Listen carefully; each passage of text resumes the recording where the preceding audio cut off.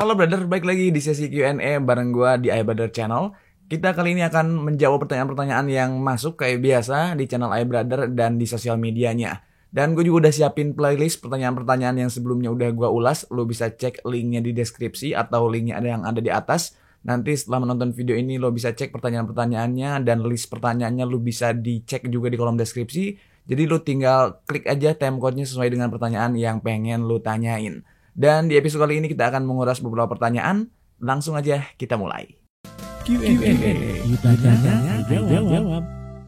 Bang, kalau misalkan handphone kita atau iPhone kita itu emailnya keblokir, jaringannya nggak ada, bisa nggak sih kita update iOS? Jawabannya tentu bisa dan aman-aman aja, nggak ada masalah.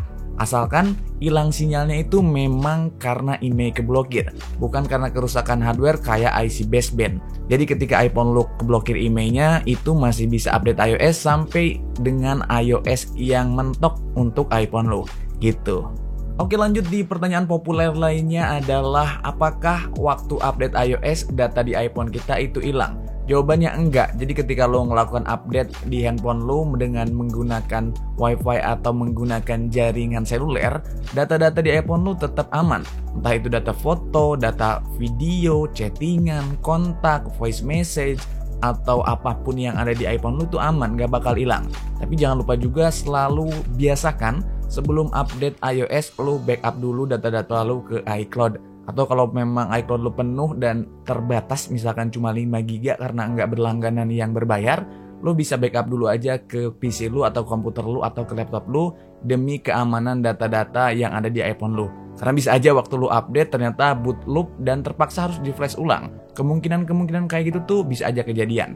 Jadi langkah antisipatif yang bisa kita lakukan adalah backup dulu data kita ke iCloud atau ke PC kita sebelum melakukan update iOS. Tapi secara aturan, secara sistem, data-data yang ada di iPhone itu nggak bakal hilang waktu kita update iOS lewat OTA atau lewat handphone yang biasa kita lakukan itu.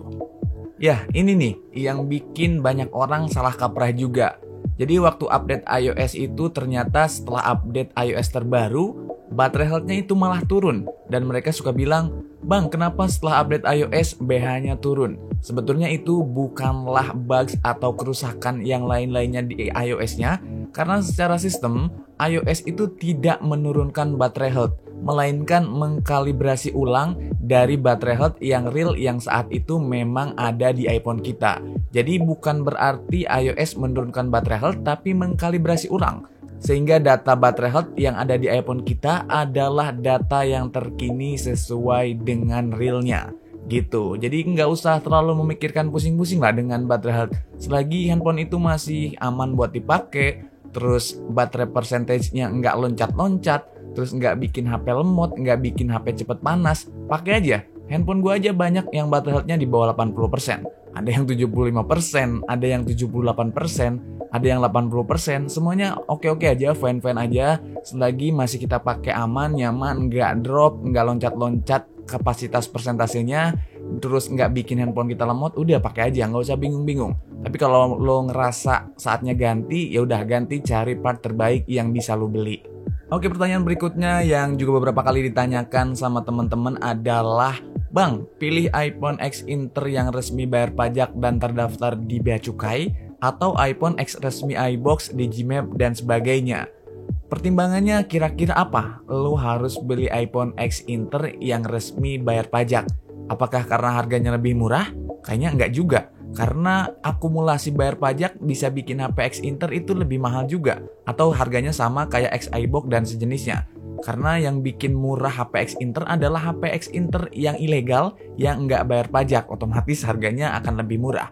Kalau pertimbangan iPhone dari X Inter dan iBox lo pikirinnya adalah dari aspek harga, coba lo pertimbangin lagi, apakah bener-bener harganya itu beda jauh yang resmi X Inter dan resmi masuk ke Indonesia, atau beda-beda tipis aja. Kalau mungkin beda harganya di bawah 500.000, lu lebih baik gua pikir beli X iBox aja dan X Digimap atau sejenisnya.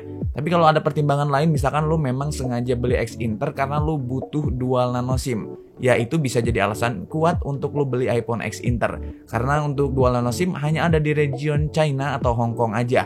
Selain itu nggak ada, apalagi di Indonesia, cuman single SIM aja, kecuali lu mau pakai eSIM. Oke? Nah, itu aja informasi yang bisa gue share, gue jawab, gue bagiin di video kali ini. Sorry kalau ada info-info yang masih kurang jelas, atau lo mau nambahin infonya, boleh komen aja di kolom komentar.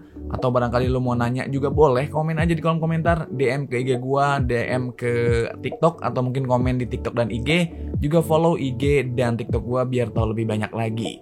Sorry kalau ada salah-salah kata dan belibet-belibet mungkin bikin lu bingung, bikin lu nggak ngerti.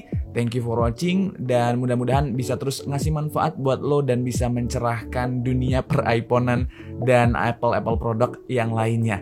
Thank you for watching, see you next video, bye-bye.